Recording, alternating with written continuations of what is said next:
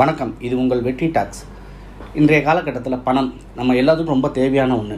ஆனால் நம்ம திடீர் தேவைக்கு பணம் கிடைக்காம நம்ம சில பேர்கிட்ட கடன் வாங்க வேண்டிய சூழ்நிலை ஏற்படுது.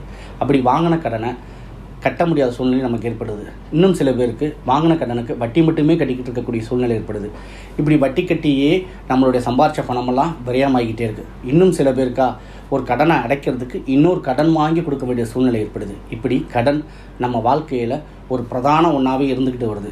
எப்படா இந்த கடன் பிரச்சனைலேருந்து வெளியே வருவோம் அப்படின்னு நம்மளில் பல பேர் நினைக்க ஆரம்பிச்சிட்டோம். இன்னும் சொல்லப்போனால் இந்த கடனால் நம்ம குடும்பத்தில் கூச்சல், குழப்பம், நிம்மதியின்மை கூட ஏற்பட்டுருது. இந்த கடனை அடைக்க என்ன பண்ணுறது? நம்ம எவ்வளோ உழைச்சாலும் இந்த கடன் அடைய மாட்டேங்குதே. இந்த கடனால் தான் நம்ம இவ்வளோ தூரம் பாதிக்கப்பட்டிருக்கோன்னு மக்கள் மனசுக்குள்ளே புலம்பக்கூடிய நாட்கள் ஒவ்வொரு நாளும் அதிகரிச்சுக்கிட்டே தான் போதே ஒழிய குறையலை. இப்படிப்பட்ட கடன் பிரச்சனையிலேருந்து நம்ம வெளியே வர்றதுக்கு ஒரு எளிமையான பரிகாரம் இருக்குது. வாங்க இந்த பதிவில் அதை பார்க்கலாம். சரி நேயர்களே, இந்த பரிகாரத்தை நம்ம எப்படி பண்ணணும், இந்த பரிகாரத்துக்கு என்னென்ன தேவைன்னு பார்த்தீங்கன்னா ஒன்றும் இல்லைங்க, ரொம்ப எளிமையான ஒரு விஷயந்தான். இந்த பரிகாரம் நீங்கள் செய்யணுன்னா உங்களுக்கு தேவை, நம்ம வீட்டில் அரிசி அளந்து போடக்கூடிய உலக்கு, அதாவது சுத்த தமிழில் சொன்னால் மரப்படின்னு சொல்லுவோம். அந்த உலக்கு இருக்குது பார்த்திங்கன்னா, அது கொஞ்சம் பெரிய உலக்காக இருக்கணும். வீட்டில் பழைய உலக்கு இருந்துச்சுன்னா அதை கழுவி சுத்தம் பண்ணி எடுத்து வச்சுக்கோங்க. இல்லாதவங்க கடையில் புது உலக்கு வாங்கிட்டு வச்சுக்கோங்க. உலக்கு பித்தாளை ப்ளஸ் சாதாரண இரும்பு, இப்படி எதில் வேணாலும் இருக்கலாம். இந்த உலக்கை நீங்கள் சுத்தம் பண்ணி எடுத்து வச்சுங்க. இது போக ஒரு தேங்காய், இந்த 2 பொருள் தான் நம்மளுடைய பரிகாரத்துக்கு தேவை. ஒரு திங்கக்கிழமை அன்னைக்கு கடைக்கு போய், சாயங்காலமாக கடைக்கு போய் ஒரு கல் உப்பு பாக்கெட் வாங்கிக்கோங்க. ஒரு தேங்காய் வாங்கிக்கோங்க, நல்ல தேங்காயாக பார்த்து வாங்கிக்கோங்க. வாங்கிட்டு நேராக வீட்டுக்கு வந்து நம்மளுடைய பூஜை அறை சுவாமி இருக்க இடத்துல அந்த கல்லுப்பு பாக்கெட்டை வச்சுருங்க. இந்த தேங்காயை கொஞ்சம் குடுமையெல்லாம் உரிச்சிட்டு நல்ல மஞ்சள் எடுத்து எல்லா பக்கமும் முழுசாக பூசுங்க. தேங்காயில் எந்த இடத்துலையும் சொட்டை இல்லாத அளவுக்கு தெளிவாக தேங்காய் முழுமைக்கு மஞ்சள் பூசிட்டு நம்ம வீட்டில் வடகிழக்கு மூலை, அப்படி இல்லைன்னா நம்ம பூஜை அறையில் வடகிழக்கு மூலையில் அந்த தேங்காயை திங்கக்கிழமை சாயந்தரம் வச்சுருங்க. வச்சுட்டு அஸ்யூஷுவல் உங்கள் வேலையை நீங்கள் பார்க்கலாம். அதே போல் செவ்வாய்க்கிழமை காலையில் எந்திரிச்சிட்டு நம்ம வேலைகள்லாம் பார்த்துட்டு நம்ம அனுஷ்டானங்கள் எல்லாம் முடிச்சுட்டு சுவாமிக்கு விளக்கேற்றுங்க.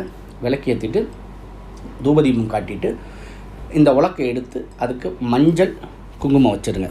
வச்சுட்டு உங்கள் 2 கையில் இந்த கல்லுப்பு பாக்கெட்டை பிரித்து 2 கையால் உப்பு எடுத்து வச்சுக்கிட்டு உங்களுடைய கடன் எவ்வளவு, நீங்கள் யாருக்கெல்லாம் கொடுக்கணும் அப்படின்றத நினச்சி உங்கள் குலதெய்வத்திட்ட மனமுருகி பிரார்த்தனை பண்ணுங்கள். அல்லது உங்கள் இஷ்ட தெய்வத்திட்ட மனமுருகி பிரார்த்தனை பண்ணுங்கள். பண்ணிவிட்டு அந்த உலக்கில் அந்த உப்பை போட்டுருங்க. போட்டுட்டு கற்பூர தீபம் காமிச்சிட்டு வீட்டில் அந்த வடகிழக்கு பகுதியில் இருக்கக்கூடிய அந்த தேங்காயை எடுத்துகிட்டு நம்ம வீட்டுக்கு பக்கத்தில் உள்ள அருகில் உள்ள கோவில், அதாவது விநாயகர் கோவிலுக்கு போங்க. போயிட்டு அந்த மஞ்சள் தேங்காயை கையில் வைத்தபடியே விநாயகரை 9 முறை வளமாங்க. விநாயகரை 9 முறை வளமாங்க. வந்த பின்னாடி அதை செதற்காய் விட்டுருங்க. செதற்காய் விட்டுட்டு ஒரு தேங்காய் எண்ணெயில் தீபம் போட்டு ஒரு ரூபா காசை விநாயகர்கிட்ட வச்சுட்டு உங்கள் கடன் எவ்வளோ இருக்கோ அதை சொல்லிவிட்டு நீங்கள் யாருக்கு தரணுமோ அதெல்லாம் சொல்லிட்டு இதை வேகமாக அடைக்கக்கூடிய வழி பிறக்கணும், எனக்கு வேகமாக இதுக்கு இந்த கடன் அடைக்கக்கூடிய பணம் வரணும், வரவுகளை கொடுங்கன்னு சொல்லி நல்லா பிரார்த்தனை பண்ணிவிட்டு மனமுருகி பிரார்த்தனை பண்ணிவிட்டு உட்காருங்க.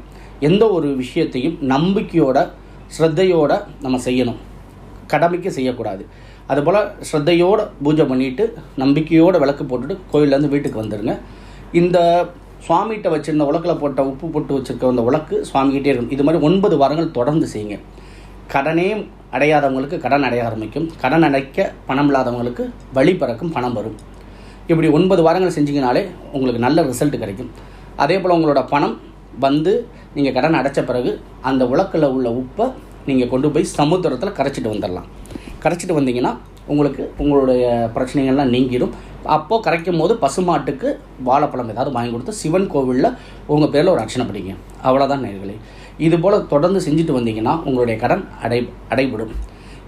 இது போன்ற பதிவுகள் உங்களுக்கு பிடிச்சிருந்துச்சுன்னா நம்ம சேனலை சப்ஸ்கிரைப் பண்ணுங்கள், லைக் பண்ணுங்கள், உங்கள் நண்பர்களுக்கும் ஷேர் பண்ணுங்கள். இது போன்ற பதிவுகள் தொடர்ந்து உங்களை அடையிறதுக்கு பக்கத்தில் உள்ள பெல் பட்டனை கிளிக் பண்ணுங்கள். இந்த பதிவு சம்பந்தமான சந்தேகங்களோ கேள்விகளோ இருந்துச்சுன்னா கமெண்ட் பாக்ஸில் கமெண்ட் பண்ணுங்கள். உங்களுக்கான விடை திரும்ப கிடைக்கும். நன்றி.